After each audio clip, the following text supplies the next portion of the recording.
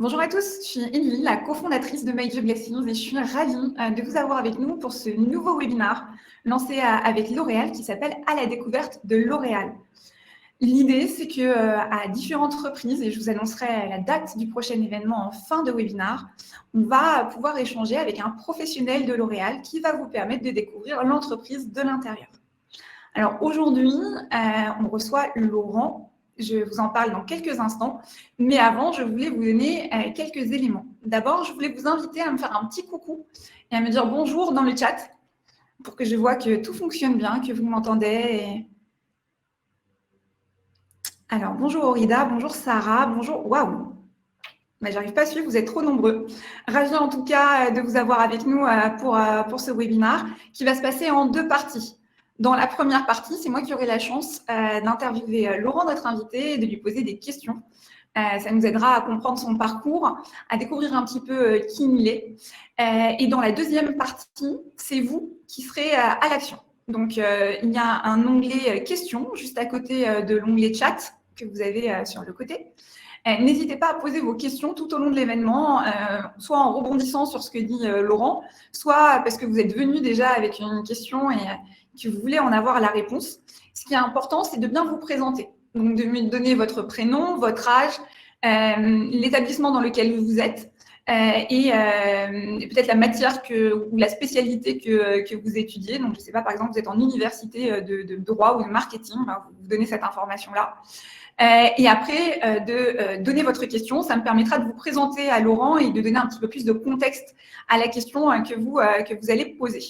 Ce qui est important aussi, c'est bien d'aller voter pour les questions, puisque en fait, je prendrai la question la plus votée et je descendrai vers celles qui le sont le moins. Mais comme vous êtes extrêmement nombreux ce soir encore, ça va être difficile pour moi de prendre toutes les questions. Donc, c'est vraiment important d'aller voter pour les questions qui vous intéressent le plus.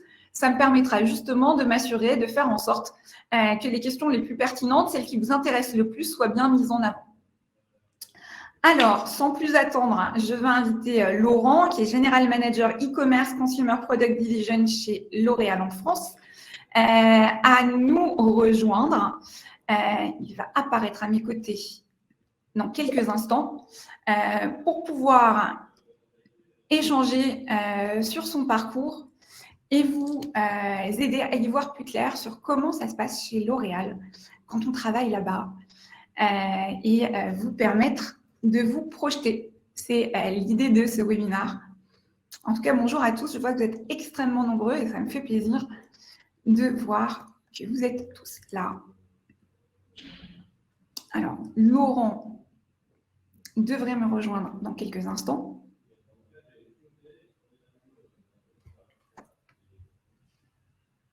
Je retente la manip. Les aléas du direct. Et dans quelques instants, nous serons deux pour échanger sur le parcours assez incroyable de Laurent. Alors, si vous vous posez des questions... Ah bah voilà. Bonjour Laurent, tu vas bien? Bonjour, ça va, ouais. Je suis content d'avoir réussi à me connecter. Super. Merci de prendre le temps d'être avec nous ce soir pour nous en dire un petit peu plus sur ton parcours, sur ton métier. Il y a une tradition dans les webinaires à la découverte, c'est qu'on commence par la carte d'identité de l'invité. Donc, je vais te poser des toutes petites questions auxquelles il faut répondre assez vite. La première, je vais même y répondre moi-même parce que c'est ton prénom, donc Laurent. Je pense que tout le monde aura compris. Quel est ton âge, Laurent? 37 ans. Et tu es chez L'Oréal depuis quelle année? Depuis 2007, 14 ans. Wow. C'est quoi ton meilleur souvenir dans l'entreprise? Mon meilleur souvenir, je dirais mon premier plan marketing en 2008. Parce qu'en fait, c'est le moment où j'ai un peu l'impression d'avoir démarré ma carrière professionnelle. C'est-à-dire que j'ai eu un démarrage chez L'Oréal un peu compliqué. On en parle juste après. Ouais, où en fait, les 6 premiers mois, je n'étais pas forcément super au top en termes de performance et je n'étais pas très à l'aise. Et finalement, au bout de 6-8 mois, j'ai eu ce plan marketing qui a été pour moi l'occasion de vraiment de montrer ce que je pouvais faire en termes de créativité et de compréhension de mon business. Et c'est le moment où vraiment j'ai le sentiment d'exploser en fait et de comprendre que j'avais largement le niveau et la qualité pour m'en sortir et m'épanouir dans cette société. Et ça m'a clairement lancé. Ça a été vraiment le moment où je me suis lancé dans ma carrière professionnelle, quoi. Donc pour moi, ça reste un super souvenir. Top. Et le plus gros challenge auquel tu as dû faire face? Un certain nombre. Un certain nombre de challenges. Je dirais, non, c'est sûr que on va dire, les 2 dernières années ont été assez compliquées parce que je suis sur un marché, moi actuellement, enfin, avant de passer sur le e-commerce 100%, je travaillais sur la catégorie du maquillage, qui est une très grosse catégorie chez L'Oréal. Et le contexte Covid a été un petit peu compliqué quand même. Il y a eu un impact quand même très important sur la catégorie maquillage parce que moins d'interaction sociale, donc forcément moins de consommation de produits maquillage. Du coup, on a dû vraiment faire preuve d'une très, très, très grande adaptabilité dans la manière de travailler, dans la manière de parler à nos consommatrices. Et je peux dire que ça a été quand même un challenge très important. Hyper intéressant, hyper apprenant, mais un sacré challenge. Merci Laurent de t'être prêté à ce petit exercice. Maintenant, on va rentrer un petit peu plus dans le courant chronologique, on va dire, de ta carrière. Déjà, est-ce que tu savais dès le départ que tu allais arriver chez L'Oréal et c'était une envie quand tu étais sur les bancs de l'école L'Oréal, comment ça s'est passé un petit peu ton arrivée dans l'entreprise? Non, alors, pas vraiment, non. C'est pas un rêve d'enfant. Non, moi, j'avais 2 passions quand j'étais adolescent, c'était le foot et tout ce qui est film, enfin, création de films, montage de films, etc. Donc, on va dire que j'étais plutôt orienté vers une carrière cinématographique dans mes rêves. Assez rapidement, j'ai compris que ce serait compliqué. Donc, quand je suis arrivé en terminale au lycée, j'ai commencé un peu à m'intéresser à ce que je pouvais faire après. C'est là que j'ai découvert les écoles de commerce que je ne connaissais pas. Et en terminale, du coup, j'ai identifié l'école de commerce à côté de chez moi, qui est l'ESCA. Je suis d'Angers à la base, dans le Maine-et-Loire. Et du coup, j'ai découvert cette école-là. Je me suis dit que ça pouvait être intéressant pour moi parce que ça me laissait pas mal d'options ouvertes. Oui, ok, c'est du business, c'est du commerce, mais ça laisse quand même tu as les options ouvertes pour travailler dans plein de domaines différents. Donc, je suis rentré dans cette école-là, je m'y suis beaucoup plu et assez rapidement, j'ai compris que le marketing était quelque chose qui allait m'intéresser. Et à partir de là, j'ai commencé à identifier des entreprises, des grosses entreprises, parce que moi, ce que je voulais, c'était avoir des moyens de faire de grandes choses et puis aussi de pouvoir me projeter assez rapidement sur des carrières, soit d'aller sur des métiers différents, soit de partir à l'étranger. Enfin, en tout cas, voilà, pouvoir me projeter sur plein de parcours envisageable et voilà, c'est pour ça que j'ai commencé à écrire. Je me rappelle, j'avais écrit à l'époque à L'Oréal, à Danone, à Canal+, je sais plus, enfin, voilà, des grosses boîtes dans leur domaine. Et il s'avère que j'ai pu obtenir un stage pendant mon parcours à l'ESCA, un stage d'été de 3 mois où j'étais représentant. On appelait ça travailleur occasionnel de vacances, TOV. Et du coup, on m'a filé un Renault Kangoo et pendant 3 mois, je me suis baladé en Bretagne. Dans les intermarchés, les super U, etc. Et mon rôle, c'était de m'assurer de la présence des produits solaires, de toutes nos nouveautés dans les magasins. Ça s'est très bien passé. Voilà, c'était une manière pour moi de me faire aussi identifier par rapport à L'Oréal. Et du coup, quand j'ai cherché mon stage de fin d'études, 1 an et demi plus tard, quand j'ai recontacté les RH, ils me connaissaient déjà. Et du coup, ça a été assez facile de me faire recruter pour un stage de fin d'études. Voilà. Donc, stage de fin d'études, tu as fait quoi dans ce cadre-là? Alors, en stage de fin d'études, je suis arrivé ça c'était en janvier 2007. Je suis monté à Paris, parce que du coup j'habitais à Angers, et j'ai pris un petit appartement en place de Clichy, en coloc. Et j'étais dans ce qu'on appelle la zone Europe. C'est-à-dire qu'en fait, chez L'Oréal, il y a plusieurs plaques géographiques. Le monde est réparti en un certain nombre de plaques géographiques, dont la zone, alors à l'époque c'était la zone Europe de l'Ouest, ça a changé depuis, parce qu'on a regroupé toute l'Europe. Et je travaillais sur la marque Maybelline déjà, en maquillage, et j'étais assistant d'une directrice marketing sur la marque Maybelline pour l'Europe. Et notre rôle, c'était vraiment d'accompagner les pays dans la construction de leur business, c'est-à-dire leur donner les grandes guidelines en termes d'activation, des grandes priorités aussi à suivre, et puis leur donner les moyens simplement de suivre ce qu'ils faisaient, mais aussi leur donner les moyens, si nécessaire, de mettre en place des plans d'action pour développer la marque dans les différents pays européens. Donc, super intéressant parce que très vite, je me suis retrouvé en face de différentes problématiques. Je veux dire, j'avais 23 ans, je me suis retrouvé à parler à plein de pays en Europe, à pouvoir échanger sur plein de déjà avec des gens hyper différents les uns les autres, et puis sur des problématiques marché vachement différents, parce que le marché anglais, par exemple, qui est très très développé en maquillage, est hyper intéressant versus des pays latins où on est sur une typologie de distribution et une manière de consommer le produit maquillage très très différente. Donc c'était un super apprentissage aussi très tôt en fait. Et à la fin de ce stage, qu'est-ce qui se passe? Ouais, à la fin du stage, déjà à la fin du stage, je me dis que j'aime bien cette entreprise-là, je m'y sens bien, j'ai l'impression qu'on peut y faire plein de choses. Enfin, moi, c'est ça qui m'a marqué en fait quand je suis rentré chez L'Oréal, c'est que ce qui m'a épaté, c'est il y a plein de gens ultra talentueux, ultra engagés, ultra passionnés et à qui on donne plein d'opportunités de faire plein de trucs, quoi. Donc à chaque fois que je rencontrais des gens, je voyais des Français un peu partout dans tous les pays. Je me suis dit, mais j'ai envie de travailler, j'ai envie de continuer dans cette entreprise-là parce que je vais pouvoir y faire plein de choses et on va me donner l'occasion de faire plein de choses. Du coup, je leur ai dit que j'aimerais bien rester aux ressources humaines. Du coup, ils m'ont fait rentrer dans un process de recrutement où très vite, je me suis retrouvé à rencontrer l'équipe France, L'Oréal France, pour travailler à l'époque, c'était une affaire un petit peu à part, mais pour l'affaire Garnier-Maybelline. C'était 2 marques qu'on avait regroupées ensemble. Du coup, j'ai rencontré les ressources humaines de France, puis ensuite les opérationnels, directrice marketing, pour finalement rencontrer le directeur général à l'époque de Garnier-Maybelline. Et voilà, et raconter un peu mon parcours, mes envies, ce que je voulais faire, les grandes choses que je voulais faire dans l'entreprise. Ça s'est très bien passé. J'ai été sélectionné, recruté. Et du coup, j'ai commencé mon parcours en CDI officiellement le 3 septembre 2007. Voilà, il y a 14 ans. Tu nous racontes un peu ton premier poste? Ouais, alors le premier poste, quand on rentre chez L'Oréal, la volonté, c'est qu'on soit au plus proche du terrain. Donc, on nous accueille au siège sur Paris. Bon, à l'époque, c'était à Saint-Ouen. Maintenant, c'est à Levallois. Et globalement, on passe une semaine en fait. Une semaine une semaine ou 2, je ne sais plus, mais en gros d'incubation pour un peu qu'on nous explique l'entreprise, les valeurs de l'entreprise, les objectifs de l'entreprise, etc. Donc j'ai passé 2 semaines à Paris et au bout de 2 semaines, on m'a donné, comme je disais, un Renault Kangoo et je suis parti direction la Bourgogne. J'avais un secteur qui était Mâcon, Solémine, Lons-le-Saunier, que je connaissais pas, donc j'ai découvert du pays. Ouais, c'est un nouvel endroit. Du jour au lendemain, on se retrouve représentant. J'avais un secteur à moi, donc il fallait que je visite mes points de vente. J'allais rencontrer les chefs de rayon, que je m'assure que les marques Garnier et Maybelline étaient bien mises en avant, que les négociations aussi nationales étaient bien respectées dans les points de vente.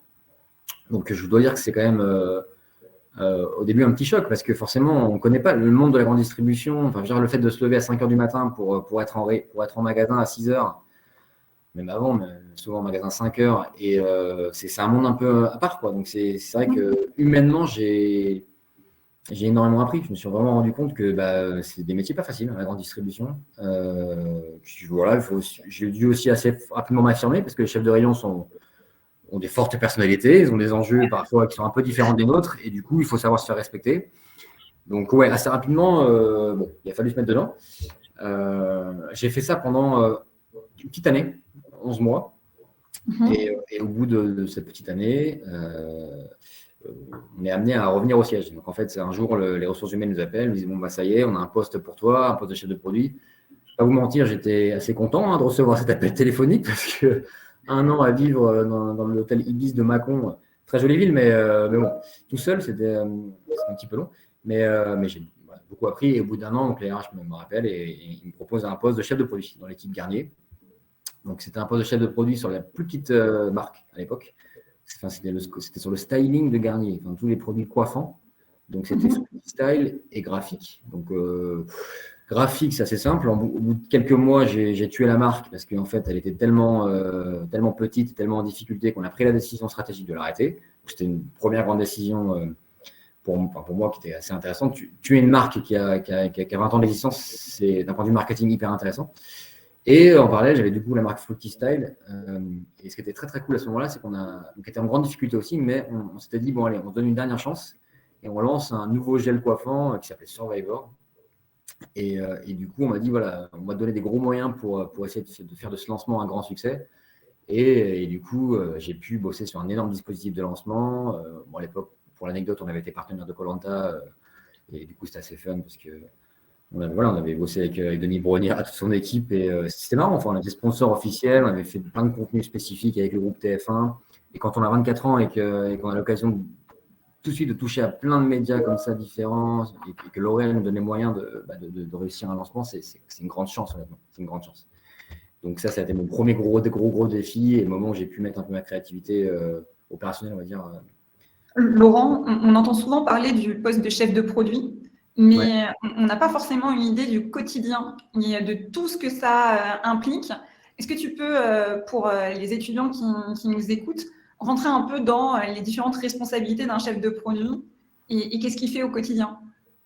Ouais, tout à fait. Alors, un chef de produit chez L'Oréal, Ouais, chez L'Oréal. c'est, pour schématiser un petit peu, mais c'est un peu un chef d'orchestre. C'est-à-dire qu'il est en charge d'une gamme de produits. Donc, ça peut être je sais pas moi, les shampoings Elseve, ça peut être tous les produits lèvres de Maybelline, par exemple, les rouges à lèvres, les glosses, etc. Ça peut être la gamme Ushuaïa. Enfin, ça peut être, voilà, il est en charge d'une gamme de produits et son rôle, c'est vraiment d'animer l'ensemble des métiers pour s'assurer de la performance de sa marque. Donc, quand je dis l'ensemble de métiers, il va être notamment très sollicité sur la partie activation. Donc, son rôle, c'est de d'écrire la stratégie média de sa marque, travailler avec les agences médias pour mettre en place les plans médias, les campagnes médias, créer carrément les pubs, je veux dire les pubs digitales, les pubs sur les réseaux sociaux, éventuellement signer des ambassadeurs, des influenceurs, des influenceuses, etc. Il y a une grosse dimension activation média, influence, communication. Il y a une grosse dimension produit aussi industriel, parce que quand on s'occupe d'une gamme de produits, en fait, il faut déjà s'assurer que le produit soit bien fabriqué dans les usines, qu'il arrive, qu'on en produise assez pour qu'on puisse les livrer à nos clients, Carrefour, Leclerc, etc. Donc, il y a une dimension industrielle produit, et puis il y a une dimension aussi insight conso, s'assurer que les produits qu'on a dans notre gamme, ils soient les plus pertinents pour nos consos sur notre marché. Donc voilà, et toute une dimension aussi lien avec le commerce, avec les équipes commerciales qui sont en face des clients, Leclerc, etc. Où là, le rôle du chef de produit, c'est de s'assurer que le commercial, il a tous les bons arguments en main pour aller convaincre notre client de mettre en avant notre produit, de jouer en promo, de bien le pousser en termes de visibilité dans les points de vente, quoi. Donc c'est vraiment le chef d'orchestre, il a différents leviers dans les mains et il est censé vraiment, avec un gros focus quand même sur la partie activation, c'est son premier rôle, vraiment s'assurer que la visibilité de la marque, que la marque elle est bien activée, elle est sur les bons médias pour parler à sa cible, etc. Par exemple, un chef de produit sur la marque Maybelline, qui est une marque quand même qui a un cœur de cible plutôt jeune, le chef de produit, son rôle, ça va être d'animer très fortement les réseaux sociaux, la partie un peu digitale, TikTok, etc. Alors qu'un chef de produit qui est plutôt sur une marque type je sais pas, Elnet, par exemple, sur les lacs ou même Elseve, son rôle, il va plutôt activer la marque sur des médias de masse, type la télévision, choses comme ça, quoi, par exemple. Voilà. Super. Et donc, à la fin de ce premier rôle de chef de produit, ouais, alors à la fin, donc, ça s'est donc très bien passé, c'était génial. On a fait plein de trucs fun et au bout de 2 ans, on me propose un autre poste de chef de produit, mais pour le coup sur la plus grosse marque du portefeuille Garnier. C'était la marque Fructis. Alors, Fructistyle, c'était les coiffants. Fructis, c'était tout ce qui est shampoing, après-shampoing, etc. C'était un très gros business pour nous. Vous avez 40 millions d'euros de business à l'époque. C'était une des marques numéro 1 du marché, mais une marque en très grande difficulté. Donc là, il y a des problématiques complètement différentes. Une marque était en difficulté parce qu'à l'époque, il y avait du bad buzz sur la marque, etc. Et du coup, tout l'enjeu, c'est des problématiques complètement différentes. C'était comment on communique sur la marque pour défendre la marque, entre guillemets. Comment on active des ambassadeurs pour parler de la marque positivement. C'était vraiment voilà, c'était le gros paquebot. Il y a une dimension vraiment com, RP, influence beaucoup plus forte que sur la première. Et même en interne, c'était comme c'est forcément une grosse partie du business, on n'est plus regardé. Donc c'est vrai que là, à ce moment-là, c'était un petit peu différent. C'est vrai que sur mon premier poste Fructistyle, c'était plutôt en mode le petit jeune qui arrive avec ses idées sympas, marrantes, et voilà. Le deuxième poste, c'était plutôt il s'occupe d'un gros business. Maintenant, il faut qu'il nous aide à s'assurer que ce business il est viable à long terme, quoi. On a une grosse difficulté. Il faut qu'il trouve des solutions qui ne sont pas des solutions court terme, mais des solutions structurantes à moyen terme. Donc c'était hyper responsabilisant et ouais, pour moi, c'était génial parce qu'au début, je me suis dit waouh, c'est difficile d'être sur une marque en décroissance parce qu'en fait, à chaque fois, on vient avec des mauvaises nouvelles. Mais en fait, j'ai assez rapidement compris qu'en fait, c'était ma chance parce que finalement, les patrons, si on veut être visible des patrons, ce qui les intéresse principalement, c'est de régler les problèmes. Donc, si on veut de la visibilité et si on veut montrer notre valeur, justement, il faut quand même savoir gérer de la complexité. Et c'est la première fois que j'ai vraiment eu affaire à de la grosse complexité. Très clair. Tu enchaînes sur quoi derrière ce Ensuite, poste ensuite donc ça, j'ai fait ça 2 ans. Donc, ça fait 2 ans de chef de produit, enfin 4 ans de chef de produit au global. Et donc, au bout de 2 ans de chef de produit Fructis, on me propose un premier poste de manager. Donc, je suis devenu manager au bout de 4 ans et demi chez L'Oréal, ce qui est aussi une des grandes forces de L'Oréal, c'est que ça va vite, il y a plein d'opportunités. Et là, on m'a proposé, un jour, un matin, on m'appelle, on me dit Laurent, on a une super bonne nouvelle pour toi, c'est on veut que tu passes manager, chef de groupe, ça s'appelait à l'époque. Donc, ça a changé, Ouais. c'est plus exactement les mêmes noms, mais voilà. Et l'idée, quand on est chef de groupe, c'est qu'on dirige plusieurs chefs de produit. Voilà. Et elle m'a dit, par contre, c'est sur le maquillage. Donc, c'est vrai que moi, je venais de lancer la gamme Fructis antipelliculaire où j'avais fait des partenariats avec les équipes de foot et tout. Enfin, j'étais très en mode masculin à ce moment-là. Et du jour au lendemain, je me retrouve à gérer une gamme de maquillage en étant moi-même pas très grand utilisateur de maquillage, comme vous pouvez vous en douter. Donc, Bizarrement. une sensibilité produit qui était assez limitée, on va dire, au départ. Mais très rapidement, je me suis mis à niveau, j'ai essayé de comprendre, d'utiliser les produits aussi seuls dans une pièce pour pouvoir aussi me mettre un peu dans la peau des consommatrices et des consommateurs. Et voilà, du jour au lendemain, donc, je deviens un chef de groupe, je me retrouve avec 3 chefs de produits. Les chefs de groupe sont Maybelline, avec 3 chefs de produits et une stagiaire, donc une équipe de 4 personnes.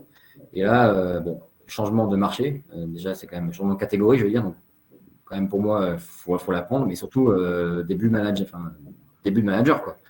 Donc, c'était la grosse nouveauté pour moi, c'était de gérer des chefs de produits. Et là, très rapidement, ça m'a beaucoup plu parce que j'ai pu aussi un peu leur apprendre tout ce que moi j'avais vécu, on va dire, dans mes 4 premières années. Et très rapidement, ça a bien fonctionné. Et voilà. Et du coup, j'ai fait ça pendant 2 ans, chef de groupe sur Maybelline.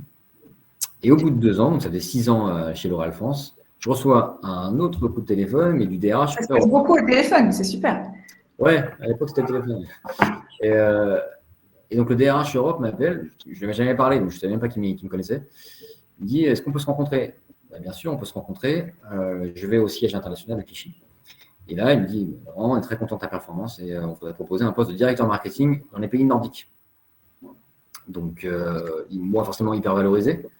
Parce que on valorise mon travail, on a confiance en moi, mon travail a été vu, et aussi parce que il pense à moi pour partir à l'étranger, et que moi, c'était un truc qui m'a toujours attiré, plu, partir à l'étranger. Et en plus, les pays nordiques, ça faisait partie des pays qui m'intéressaient vachement. Donc, quand on m'a dit ça, j'étais vraiment ravi. Donc, j'ai pas réfléchi très longtemps, j'ai dit oui, je pense immédiatement. Et du coup, 3 semaines plus tard, j'étais en Finlande. C'était un 1er décembre. 3 semaines plus tard, j'étais en Finlande, il faisait moins 25 degrés. Et du coup, je suis allé prendre mon poste de directeur marketing des pays nordiques sur la marque Maybelline.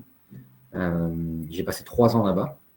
Donc, d'un point de vue perso, bien évidemment, une expérience génialissime.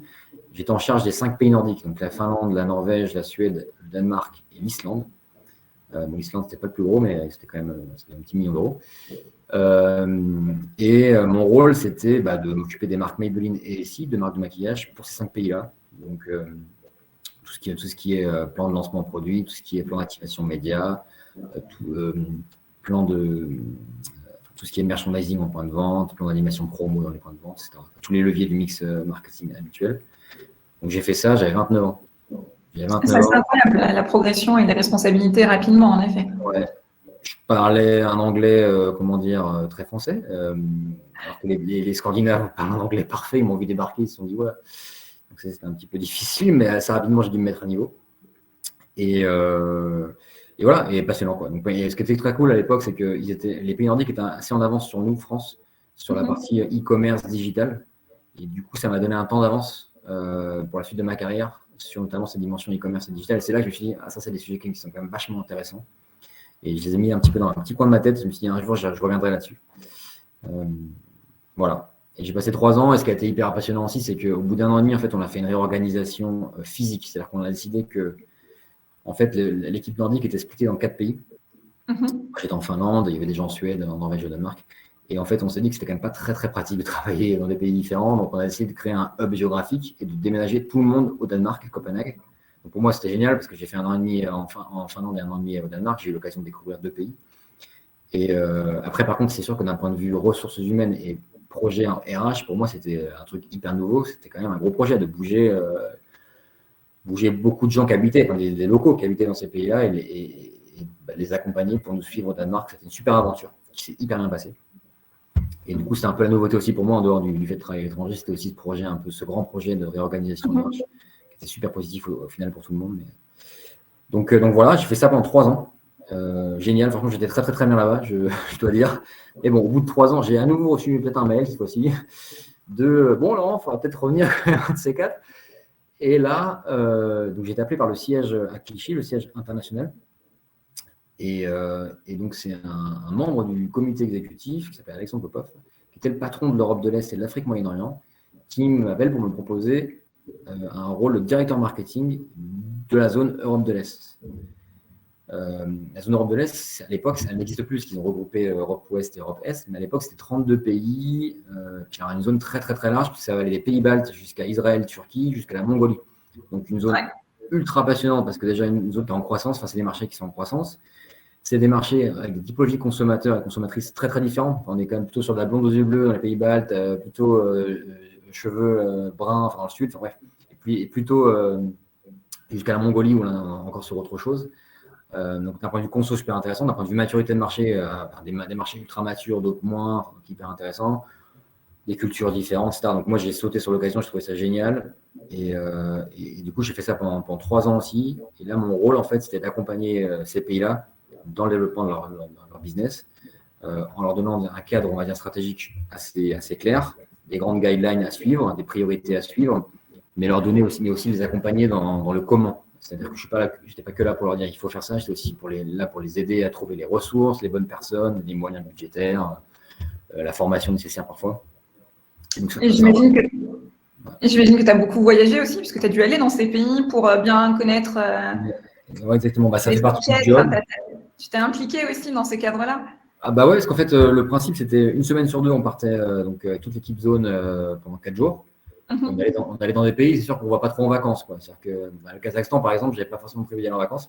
Et ça fait partie des visites que j'ai fait, l'Ukraine, la République tchèque, la Serbie, la Bosnie, enfin, tous ces pays-là, quoi. Et c'est génial, parce que du coup, j'ai visité un nombre de pays incroyables. J'ai rencontré des gens ultra différents. J'ai grandi professionnellement comme jamais, parce qu'en fait, je me suis retrouvé devant des problématiques marketing, commercial, RH, de distribution, enfin, tout type de. J'ai l'impression d'avoir fait un MBA alors que je travaillais, quoi. C'est-à-dire que je contribuais beaucoup, par définition, parce que c'était mon rôle, mais j'apprenais énormément. Et ça, c'est un truc que je trouve très.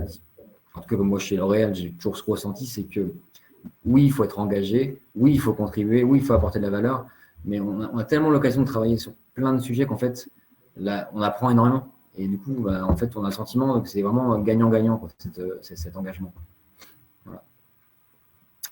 Et alors, un autre coup de fil à un moment donné? Ouais, je fais ça jusqu'en ton poste actuel? Ouais. Jusqu'en 2016, j'ai fait. Non, jusqu'en 2019. J'ai fait ça de 2016 à 2019, donc pendant 3 ans.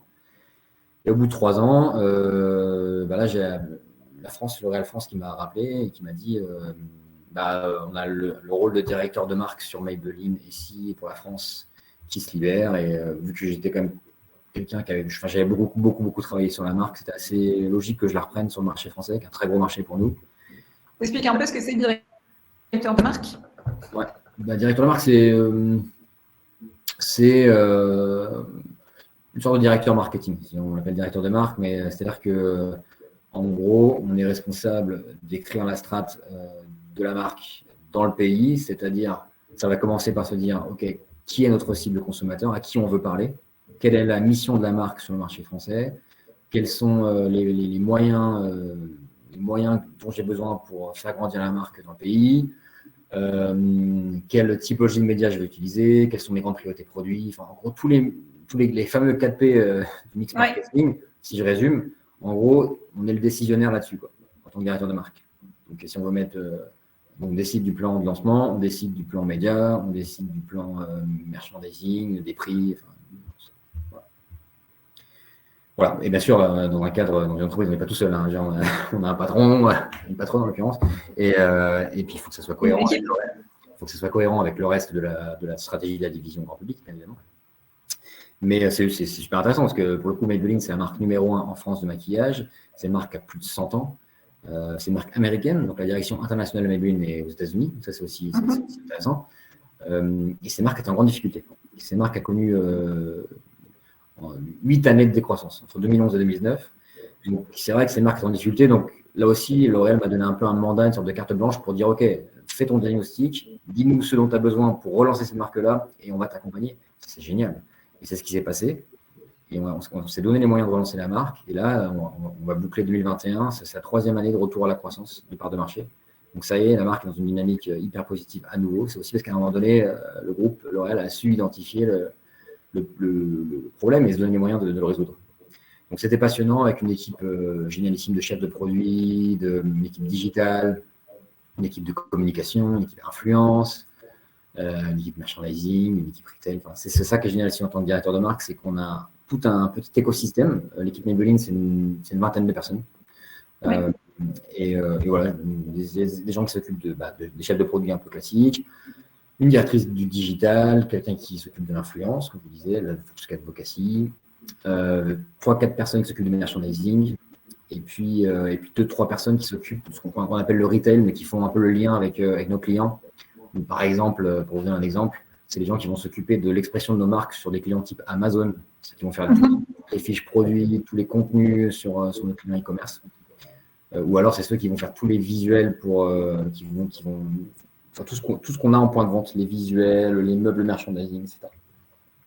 Voilà. Et suite à ça? Et suite à ça, là, du coup, mon poste. Ouais. Donc, après 2 ans sur ce rôle-là, je suis assez rapide. Enfin, voilà, moi, je voulais revenir vers le e-commerce. C'est vrai que sur le maquillage, une grosse partie du business se fait en e-commerce. Donc, c'était hyper cohérent pour moi de reprendre le e-commerce. Et voilà. Et donc, le groupe a proposé de prendre le rôle de directeur général sur le e-commerce pour la division grand public. Donc, chez L'Oréal, il y a 4 divisions. Il y a la division grand public, c'est des produits que vous trouvez dans les hypermarchés et les supermarchés. Il y a la division luxe, Lancôme, etc., que vous trouvez plutôt dans les magasins sélectifs. La division cosmétique active, c'est plutôt les pharmacies et parapharmacies. Et la division produits professionnels, donc c'est tout ce qui va être coiffeur, type Steampol, L'Oréal Professionnel, Kerastase. Moi, je suis dans la division grand public, c'est à peu près la moitié du chiffre d'affaires du groupe L'Oréal. Et donc, du coup, au sein de la division grand public, on m'a donné la responsabilité du sujet e-commerce, qui pèse 10% du business à date, qui est censé peser beaucoup plus lourd. On a des pays dans le monde où il pèse 60% déjà. C'est déjà plus de la majorité du business. En Asie, ou même en Europe, il y a des pays qui sont quasiment à 30% de poids e-com. Et moi, mon mandat, mon rôle, c'est aussi là de mettre toute l'entreprise en ordre de marche pour s'assurer qu'on a tout ce qu'il faut en termes de moyens humains, budgétaires, outils, etc., pour capter cette croissance et aller répondre aux attentes des consommateurs sur tous les clients e-commerce, donc Amazon, Nocibé, tout le Leclerc Drive, Cdiscount, enfin tous ces clients-là. Voilà. C'est passionnant. Ouais, c'est assez nouveau pour moi. Ça fait quelques semaines, mois, on va dire. Ce qui est très nouveau pour moi, c'est que j'ai pris une équipe globale, multimétier. C'est-à-dire que j'ai une équipe marketing, j'ai une équipe commerciale, des ressources aussi de logistique, des ressources financières, enfin un petit peu éparpillé un peu partout. Et du coup, c'est vraiment une animation multimétier qui, pour le coup, est assez nouvelle pour moi. C'est ça qui est aussi génial parce que je peux m'appuyer sur toute mon expérience très, très marketing, voilà. Et en même temps, découvrir d'autres métiers, quoi. Enfin, le métier commercial, le métier logistique. La logistique en e-commerce, c'est ultra important. C'est presque plus important qu'en distribution physique parce que c'est plutôt nous qui la gérons. Et voilà, donc, du coup, c'est génial d'avoir le sentiment de contribuer et en même temps d'apprendre énormément. Ce que je vous disais, c'est un truc dont j'ai toujours eu le sentiment chez L'Oréal.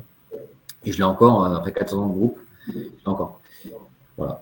Donc, nouveau métier, nouveau challenge, les ressources pour y arriver et puis le sentiment de continuer à progresser, de continuer à être dans une courbe ascendante. Et ça, c'est ultra motivant. C'est ultra motivant.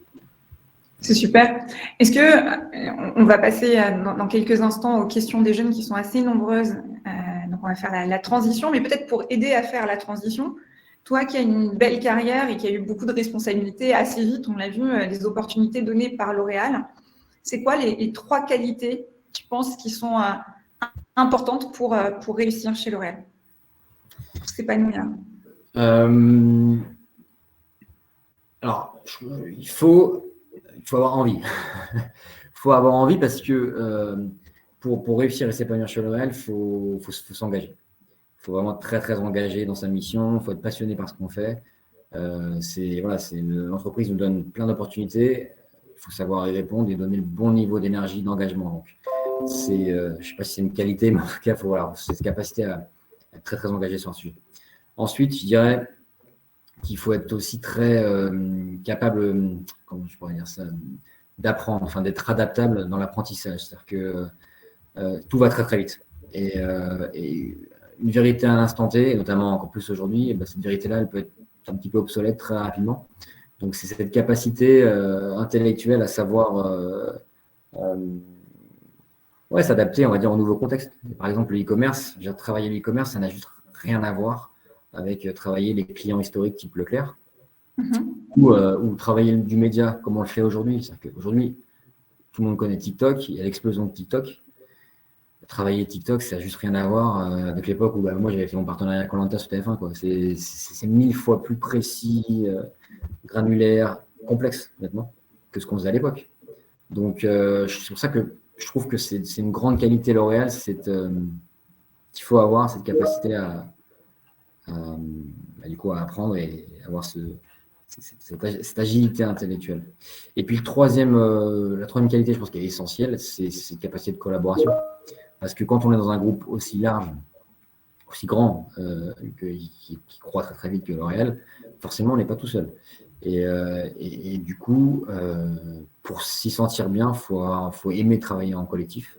Faut avoir des capacités d'empathie, des capacités relationnelles pour faire avancer les sujets collectivement, quoi. Parce que c'est pas une société où on prend un sujet tout seul et puis on l'amène. Non, il faut s'appuyer sur les compétences de chacun, l'intelligence de chacun. Super. Merci Laurent pour les réponses à ces premières questions et puis nous avoir permis d'en apprendre un petit peu plus sur ton parcours. Il y a pas mal de questions, donc on va essayer de faire un peu rapidement pour pouvoir en prendre un maximum. Tu as inspiré pas mal de monde, donc il y a beaucoup de questions autour du recrutement aussi. Et puis on a aussi des alumni de l'ESCA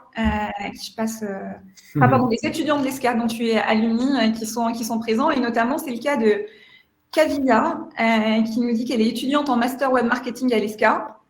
Et sa question, c'est est-ce qu'il est difficile de rentrer en stage chez L'Oréal sans avoir déjà un contact dans l'entreprise? Non, je dirais non, parce que ce qu'il y a de bien avec L'Oréal, c'est qu'il y a beaucoup, beaucoup, beaucoup de stagiaires. C'est une entreprise qui donne vraiment beaucoup d'opportunités de stage.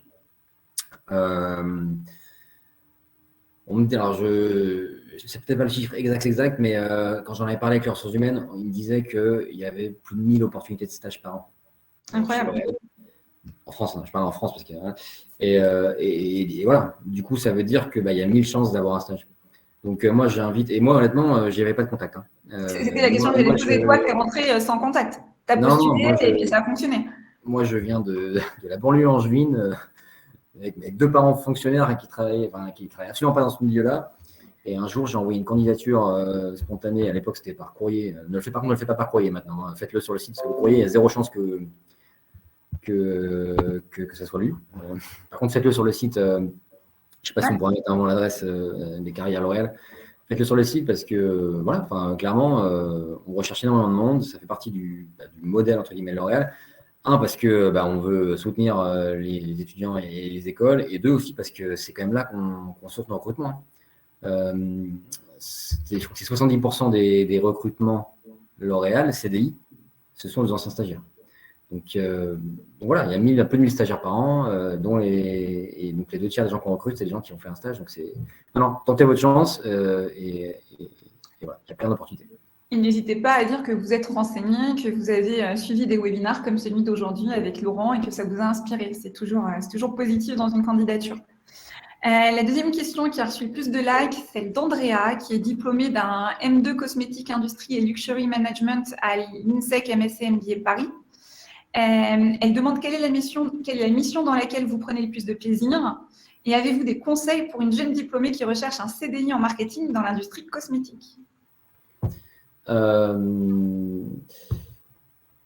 Moi, ce qui me plaît le plus, après c'est très personnel, hein, donc là je réponds au nom de moi-même. Ce qui me plaît le plus, c'est moi j'ai besoin que mes actions, j'ai besoin de voir le résultat de mes actions très rapidement. D'ailleurs, c'est pour ça que j'ai aimé la catégorie maquillage, parce que c'est une catégorie qui va très très vite, qui réagit à des tendances, etc. C'est pour ça que le e-commerce c'est un truc qui me plaît, parce que je peux limite checker mes résultats heure par heure en e-commerce, la donnée est accessible tout le temps. Donc moi, ce qui me stimule, c'est le côté, on se donne les moyens, et c'est les entreprises qui nous donnent les moyens de mettre en place une stratégie et un plan d'action, et que très très vite, on peut voir les résultats et se dire, OK, est-ce que j'ai fait du bon boulot, est-ce que j'ai fait du mauvais boulot, qu'est-ce que j'ai appris, etc. Moi, c'est ça qui me stimule, c'est le côté résultat rapide, on peut réagir, changer des choses, etc., apprendre des choses, etc. Donc voilà. Mais après, chez L'Oréal, il y a on a des super bons, par exemple, développeurs marketing, des gens qui développent les produits dans les directions marketing internationales. Qui sont sur des rétro-plannings un peu différents, parce que quand on développe un produit, c'est beaucoup plus long. Hein. Il faut généralement entre 18 et 36 mois en fonction des typologies de produits. Donc là, on est sur des temps beaucoup plus longs. Et voilà. Mais moi, en tout cas, ce qui me plaît, c'est ça. C'est le côté réactif, action. On a les moyens de faire on se donne les moyens de nos ambitions. Et un conseil pour travailler dans la cosmétique, écoute, je dirais envoyer tes candidatures à l'ensemble des acteurs de la cosmétique. Voir large, taper large, honnêtement, taper large. Et puis, être le plus authentique possible. C'est-à-dire expliquer pourquoi. Expliquer pourquoi tu as envie de faire ça. Il n'y a pas de bonne ou mauvaise réponse, honnêtement, dans un entretien. Moi, je dis toujours dans les entretiens de recrutement que je fais, un job, c'est un match entre une mission et une personne, une entreprise, une mission et une personne. Et que le meilleur moyen que ça matche bien, c'est que les deux soient les plus honnêtes et les plus transparents. Donc moi, c'est un truc, c'est un espèce d'état d'esprit que je me suis toujours appliqué et que j'essaie aussi d'infuser dans mes équipes. Ça peut paraître un petit peu bateau, je suis désolé, mais c'est vraiment rester soi-même, être très authentique. Et je trouve que moi, j'ai tendance à recruter des gens aussi quand je sens ça, quand je sens de l'authenticité. Et si, par exemple, tu es passionné par la cosmétique, le meilleur moyen de te faire repérer, c'est de le montrer, en fait. Voilà. Une question de Sarah, qui est étudiante en 4e année au Global BBA de l'ESSEC Business School. Comment on se démarque sur son CV sur le site de L'Oréal Carrière pour décrocher un entretien? Donc, on a compris, quand on va en entretien, on est fidèle et on explique son amour de la cosmétique et on explique concrètement qui on est. Est-ce qu'il y a un petit truc en plus qui peut aider pour que le CV il ait un peu d'intérêt? J'aurais tendance à dire... Là, c'est pareil, je parle à mon nom. Je ne sais pas s'il y a besoin des ressources humaines dans ce call, mais en tout cas, moi, ce que je trouve intéressant, c'est quand je vois que les gens ont fait des expériences. Ça peut être des expériences professionnelles, ça peut être des jobs d'été. Moi, j'ai fait plein de jobs d'été. J'étais vendeur dans les magasins de souvenirs, j'ai ramassé des melons, etc. Au début, franchement, dans mes premiers CV, j'ai mis ramassage de melons. Et en fait, pourquoi j'ai mis ça? Parce qu'en fait, ça dit quelque chose. Ça dit, OK, ce gars-là, il en veut, quoi. Il en veut, il se donne, il est prêt à faire des efforts, etc. Donc, ça peut être des expériences professionnelles, mais ça peut être aussi des expériences personnelles. Hein. Donc, moi, mon conseil bien sûr, il ne faut pas non plus raconter toute sa vie, hein, mais c'est de se dire, OK, qu'est-ce que j'ai fait dans ma vie qui peut générer de l'intérêt, de la discussion? Et si je le montrais à quelqu'un dans la rue, ce serait quoi la première question qu'il poserait?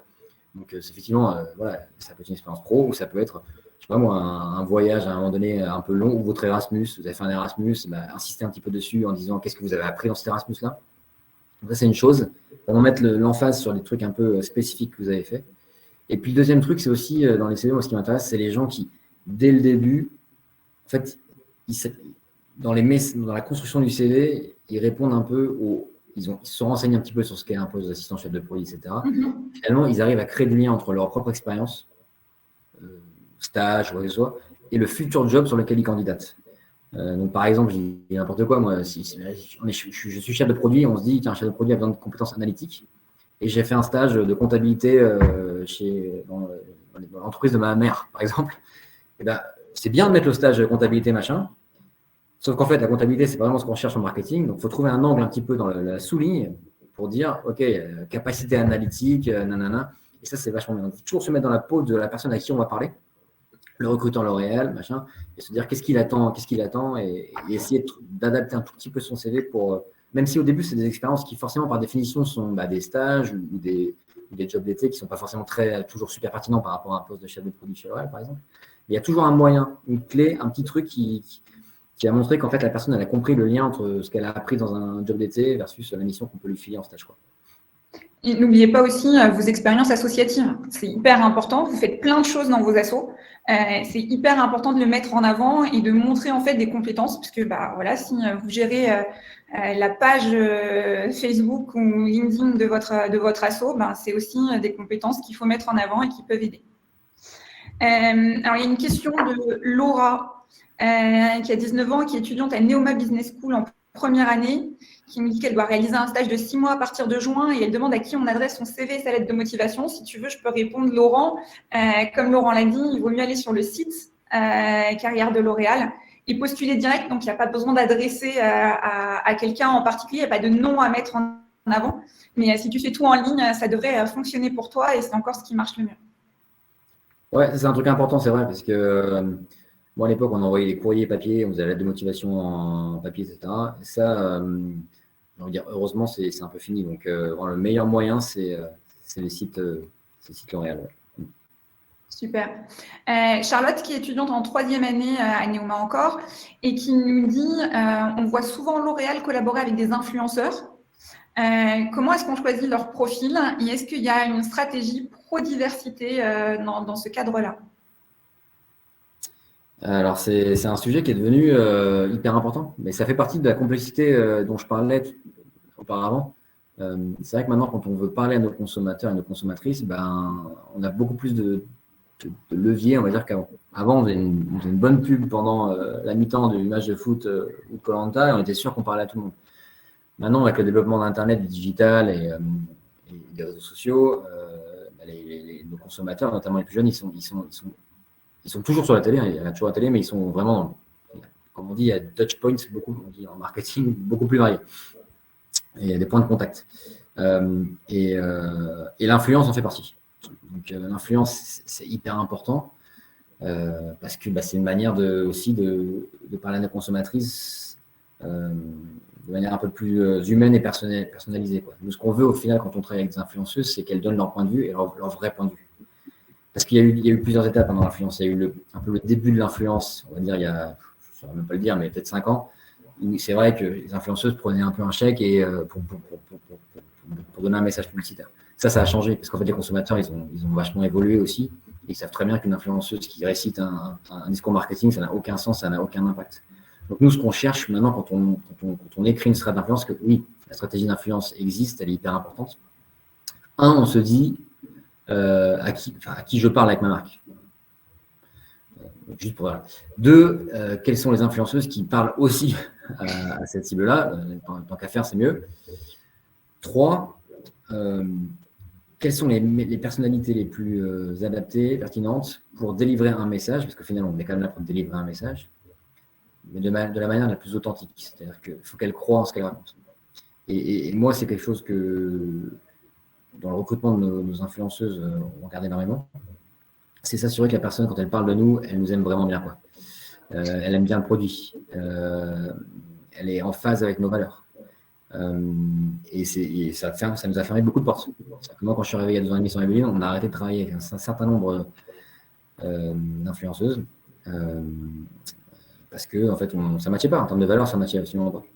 Donc voilà. Et c'est vrai que moi aussi, il y a un truc que je regarde, mais ça c'est un peu plus personnel, c'est que je regarde aussi les valeurs que ces personnes communiquent sur son compte ou sur ses réseaux, et je veux m'assurer que ça soit aussi en phase avec mes propres valeurs et celles de la marque. Donc c'est extrêmement stratégique d'un point de vue cible conso. On veut savoir quand même à qui on parle, mais il y a aussi une dimension qui n'est pas scientifique, qui est plus de feeling perso, voilà, comment on veut que notre marque soit présentée par ces personnes-là. Et voilà. Donc on a fait des super coups. Nous, il y a 2 ans, on a identifié Lena Situation au moment où elle était 200 000 followers. Et on l'a contactée, on l'a dit, tiens, on l'a trouvé géniale, parce qu'elle la lumière s'éteint.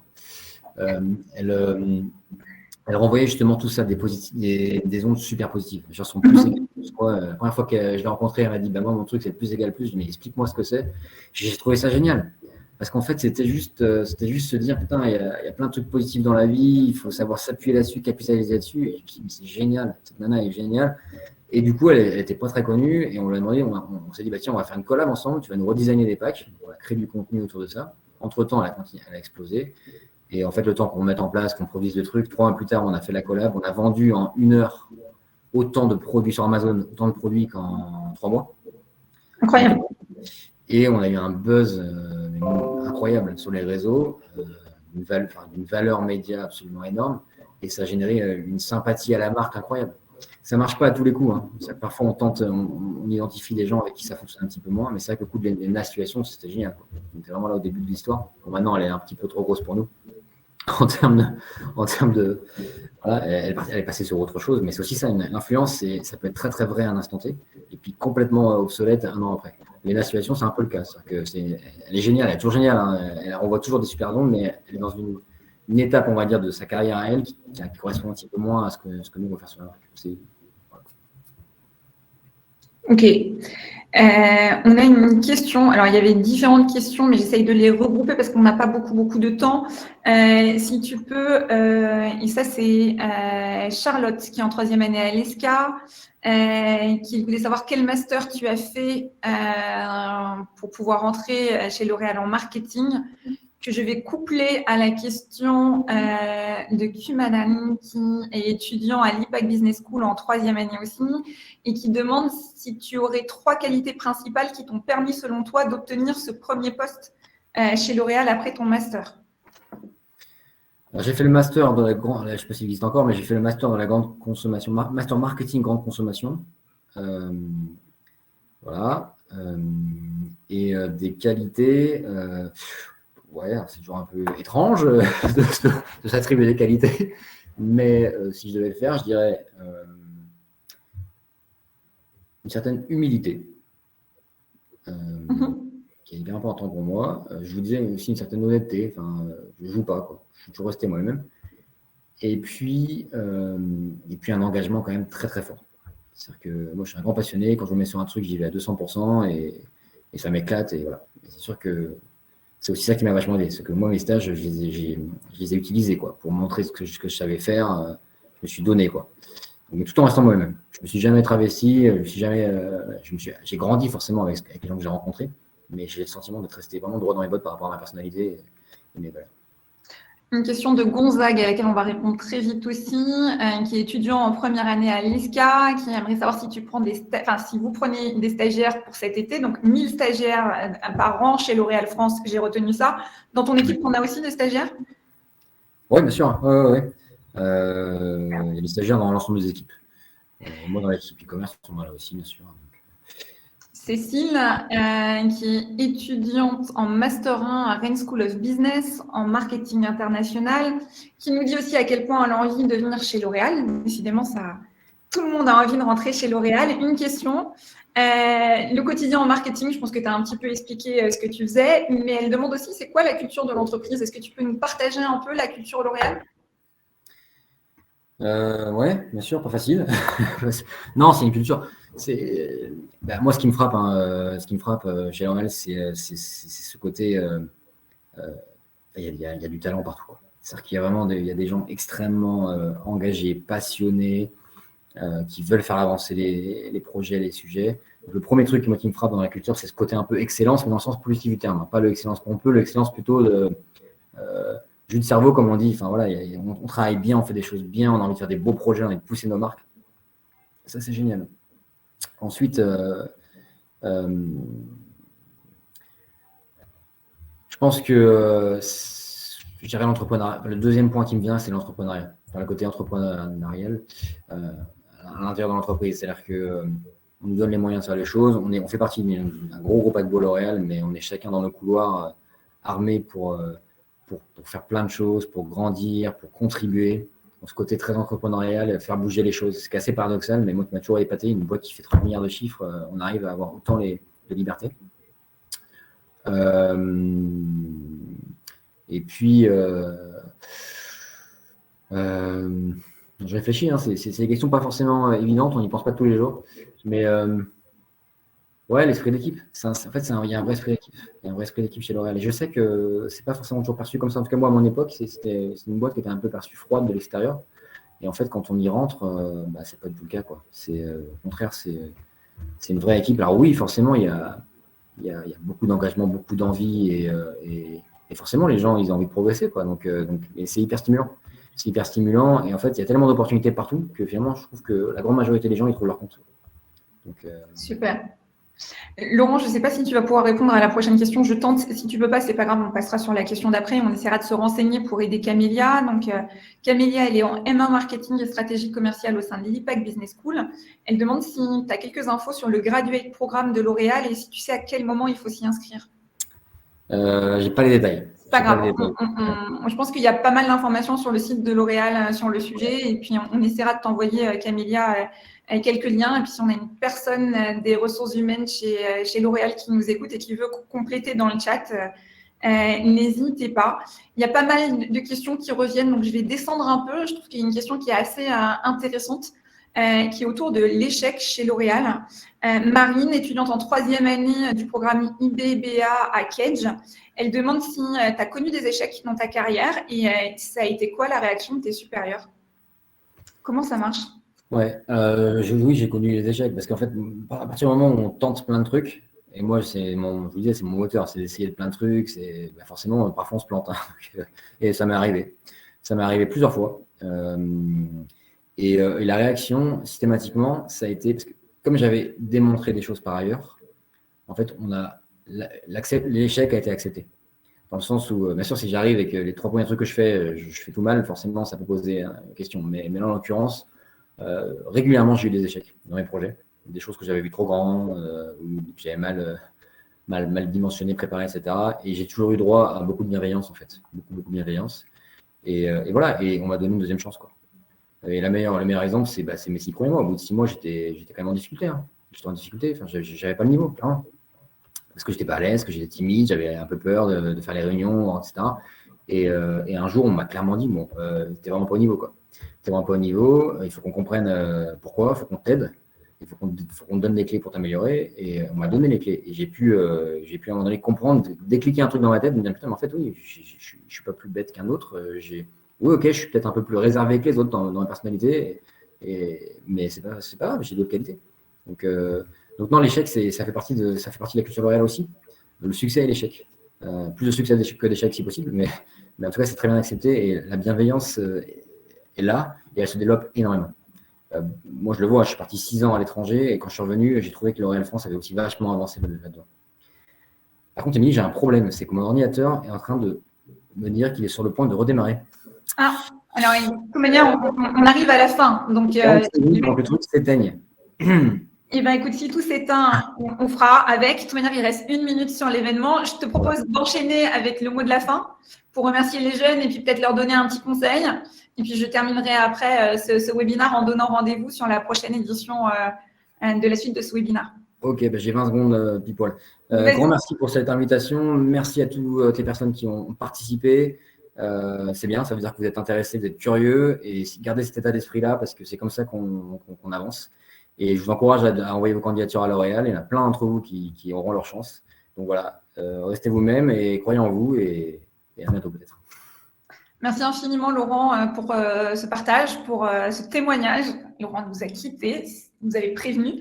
Merci à vous d'avoir été aussi nombreux. Je suis désolée, je n'ai pas pu prendre l'ensemble des questions. Le temps passe trop vite. Et puis, Laurent avait plein de choses à dire pour nous expliquer son incroyable parcours. On a aussi voulu vous donner sur mesure pour vous permettre de vous projeter, pour vous permettre de comprendre la différence entre le rôle d'un chef de projet, d'un directeur de marque ou le dernier poste de Laurent en cours sur le e-commerce. Comme vous l'avez compris, il y a plein d'opportunités chez L'Oréal.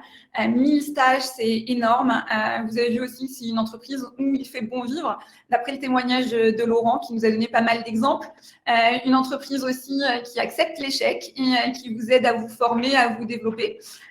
Donc, n'hésitez pas à postuler, n'hésitez pas à aller échanger avec un maximum de professionnels de L'Oréal si vous en avez l'opportunité. Je pense que ça fait aussi la différence et ça vous aide à vous projeter. La bonne nouvelle, c'est qu'on on va se retrouver au mois de février, donc ça peut paraître loin, mais c'est très bientôt, vous allez voir, pour le 2 février exactement, mercredi 2 février à 18h, pour échanger sur la Beauty-Tech. Donc, on aura un nouvel invité comme Laurent, qui travaille chez L'Oréal et qui va vous partager son quotidien, qui va vous expliquer ce qu'il fait pour vous permettre de découvrir L'Oréal un peu plus de l'intérieur.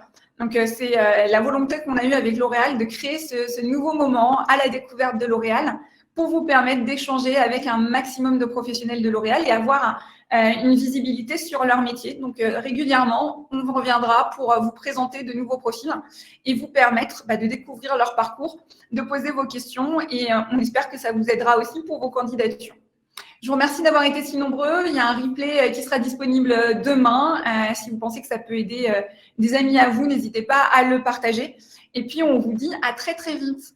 Merci à tous. Au plaisir de vous revoir très prochainement pour vous faire découvrir L'Oréal de l'intérieur encore. Au revoir.